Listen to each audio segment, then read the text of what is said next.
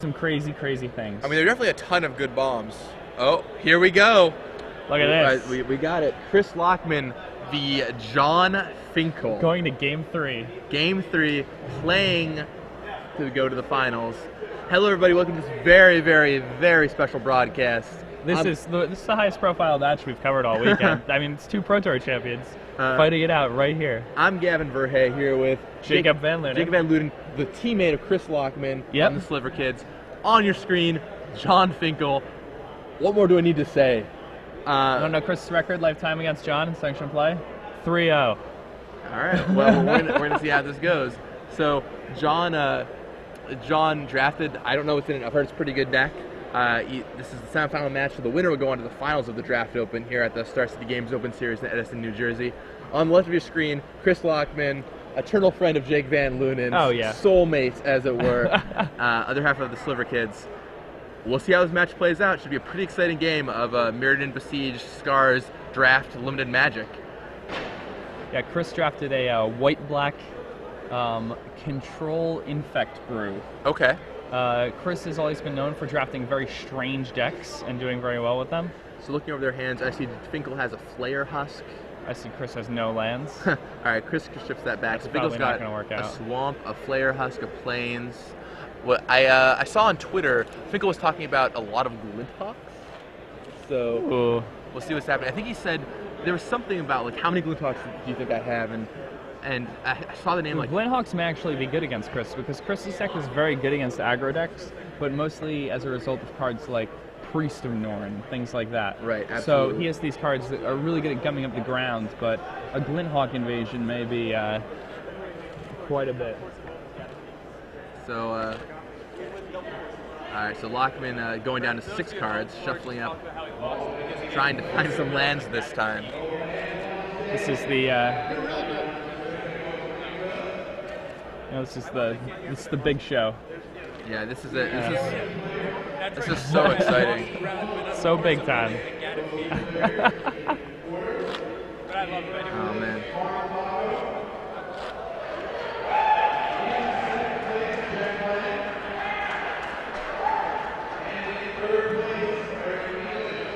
The top 8 of the Legacy Open will be announced. It'll be announced in the background. And after this game, we'll bring you the top 8 and the necklace from that event.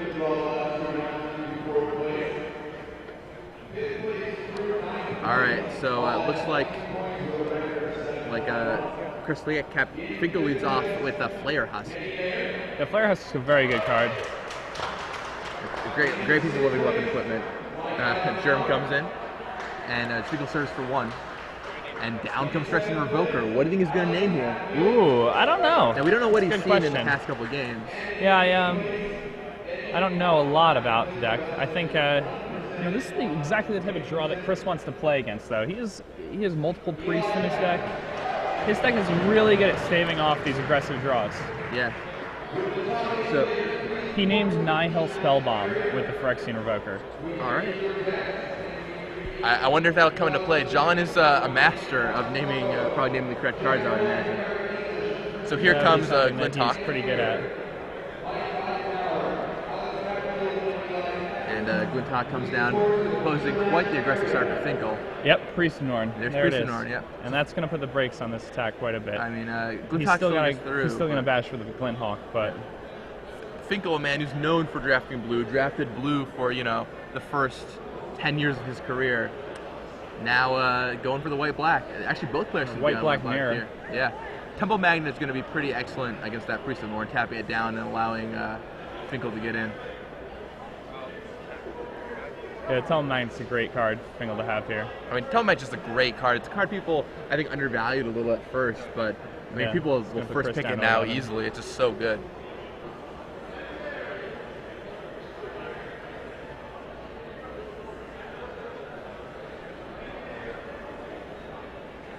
And I think Chris may have an Instill Infection here, something of that sort. Is that 2 Instill Infections in his hand? So is that that's grafted Exoskeleton all the way to the front right now, it's right? grafted Exoskeleton. And is that there might be a Blister Grub actually. There's one Instill for sure. Or maybe an Necrotic Ooze. Or an Necrotic Ooze. Okay, that's a card you don't quite see as often in Limited.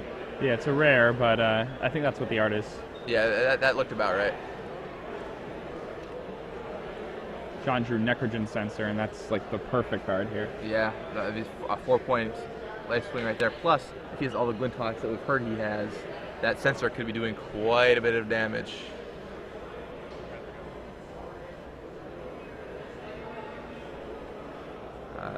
Finkel serves in. The Revoker eats some infection, and Lachmann picks up a card.